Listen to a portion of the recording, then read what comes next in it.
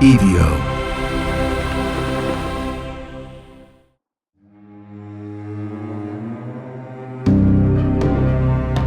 Welcome back to The Devil's Ledger for the week of January 19th. This is the show where we take a look at everything stalking the edges of the upcoming week, the stories that linger, the rumors that crawl under the door, and the cultural dread that refuses to stay politely outside. And first of all, I'm not trying to use my sexy voice. I'm getting over the flu, and my voice is always the last thing to come back. Second of all, I hope you're surviving winter. Not thriving, not, leaning into it, just surviving. That counts. Because right now we're deep in it. The cold, dead part of the year where everything feels quiet, and the quiet feels like it's thinking. So take a breath, lock the door, and turn the lights down just enough to regret it. All right, let's get into it. As always, this is the creepiest thing I heard this week. Now, there are places right here in America where the land still remembers what we did to it. Not in a mystical way, no swirling fog that spells your name in cursive, but in the blunt, physical way trauma lingers in architecture, in stone, in tunnels, and in the air itself. Places where you can feel, without anyone telling you, that something went wrong here, and it never really stopped going wrong. This week, the creepiest thing I heard wasn't a creature. It was a wind. The Hoosac Tunnel, carved through the Berkshire Mountains of western Massachusetts in the mid-1800s, was supposed to be progress, a triumph of industry, a straight line through ancient rock. Because nothing says civilization like drilling a hole through a mountain and calling it destiny. But building it was brutal, especially in winter. During some of the hardest construction years, the 1850s into the 1860s, workers died in clusters. 30 men in one brutal winter stretch alone, depending on whose accounting you trust. Men swallowed by blasts, crushed by collapse, sickened by bad air. Men who didn't leave dramatically. They simply stopped breathing, underground, in darkness, while the mountain did what mountains do. It held its shape. And the survivors, those unlucky few who lived long enough to remember, began reporting something that has absolutely no business being in any progress narrative. They said that in the dead of winter, when the wind hit just right, the tunnel wailed. Not whistled or hummed, it wailed. A long, grieving sound that rolled through the shafts like an animal in pain. Like the mountain itself had learned to scream in a human register. And here's the part that tips it from eerie into genuinely disturbing. Workers said that the wailing wasn't random. It sounded specific, like voices, like distant cries, like men calling out from deeper in the earth. And then there were the lights. More than once, survivors claimed they saw lantern glows moving far underground. Lanterns where no one was working, drifting through sealed-off shafts that had been closed, buried, or collapsed. A slow bobbing light, the way a lantern moves when a man carries it in one hand and fear in the other hand. Think about that for a second. A sealed shaft, rock and timber and debris, no oxygen, no access, no reason for anything to be alive in there. And still, a lantern light. Now, if you're a rational person, you'll say, methane, reflection, maybe a trick of the wind, the mind under strain, men exhausted by danger and grief and cold, hallucinating patterns in the dark. Sure, but there's something that I can't shake. Every tunnel has its own sound. Every hollow space invents its own voice. And when you've built that space with death, when the cost is measured in bodies, maybe the structure can't help but echo what it contains.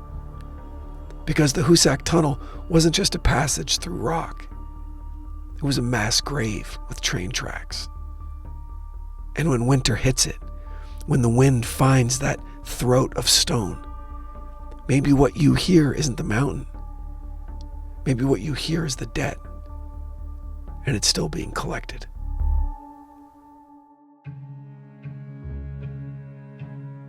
This week on The Devil Within, we're back in Middle America, where the cornfields are long, the night skies are wide, and people still swear the world has visitors. We're covering one of the strangest creature cases ever to climb out of small-town America, the Flatwoods Monster. It starts in Braxton County, West Virginia in 1952. A streak of fire rips across the sky like the heavens have been cut open. A group of local residents grab flashlights and go searching for what they believe has crash-landed on a hill near the Bailey Fisher farm. And then they see it. A towering figure framed in fog, glowing eyes, a strange metallic stench in the air, a hissing sound like a furnace exhaling. And panic hits like a switch. They run. But here's the devil within hook. This isn't really a story about aliens. It's about people. What the mind does when darkness refuses to explain itself. How fear, suggestion, and stress can turn shadows into monsters and certainty into legend. And by the time the morning comes, Flatwoods doesn't just have a rumor. It has an identity. The Ides of April has the week off because, well, the flu. But don't get comfortable, because next week we're back with a brand new 2-part series. And if you've been missing that historical dread, the kind where humanity is the real horror, we've got you covered. So sit tight. This week on Criminal Mischief, Carolyn takes listeners deep into one of the most brutal crimes in the modern history of the so-called war on drugs. The brazen kidnapping, torture, and murder of dedicated DEA agent Enrique Kiki Camarena Salazar, carried out at the behest of the Guadalajara cartel in the mid-1980s. But what the cartel leaders weren't expecting was that the United States government would make it personal. What followed became one of the DEA's largest and most relentless murder investigations, a years-long hunt that stretched across borders, politics, and power, fueled by rage, grief, and the kind of determination that doesn't fade with time. And for this episode, Carolyn interviews a DEA agent who had a front row seat for more than 3 decades of the war on drugs, and who understands the hidden cost of that war better than anyone who's ever tried to summarize it in a headline. This one is heavy, it's infuriating, and it's essential.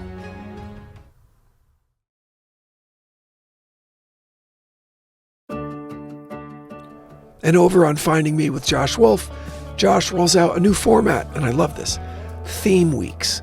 Every Monday, Josh will announce a new theme, and every episode that week will revolve around it. Different angles, different stories, but the same guiding thread. And Josh isn't easing in gently. This week's theme is health. And man, he comes out swinging. He shares the first installment of a long, personal health journey he and his wife endured, fighting a nearly invisible enemy, mold. Not just in their home, but in their bodies. It's terrifying because the symptoms are confusing and relentless. It's funny because it's Josh, and it's inspiring in the way that survival stories always are, because the lengths they had to go to in order to heal are honestly astounding. And in the end, Josh lands on a truth you can steal for your own life. The mirror is not your doctor. And this week in horror, the fog is rolling back in. We've got Return to Silent Hill, the 3rd installment in the franchise. James is devastated after being separated from his soulmate, and then he receives a mysterious letter that draws him back to the cursed town of Silent Hill, a place where grief becomes geography. But when he returns, he finds the town transformed by an unknown, malevolent force. And as he pushes deeper into the mist, terrifying figures emerge. Some familiar, some new, and all of them designed to make him not just doubt his sanity, but reality itself. If you've ever loved horror that feels like a dream you can't wake up from, this is your lane. Thanks for hanging in with my voice. That's your Devil's Ledger for the week of January 19th. Stay alert, stay calm, And if winter feels unusually quiet, trust that feeling. Now, if you're enjoying what we're building here, please take a second and explore everything across the EVO creative universe. Follow and listen all shows on the network, leave ratings and reviews because it really matters more than people realize. Share episodes with your friend who doesn't get scared, and send stories, tips, and theories to info@evocreative.com. And don't forget to check the show notes for amazing deals from the great companies that still support long-form storytelling. And until next week, keep your head on a swivel, and whatever you do, don't whistle back at the dark. The Devil's Ledger is an EVO production recorded live at Bel Air Studios in Los Angeles, California. For The Devil's Ledger, I'm your writer and host, Brandon Morgan.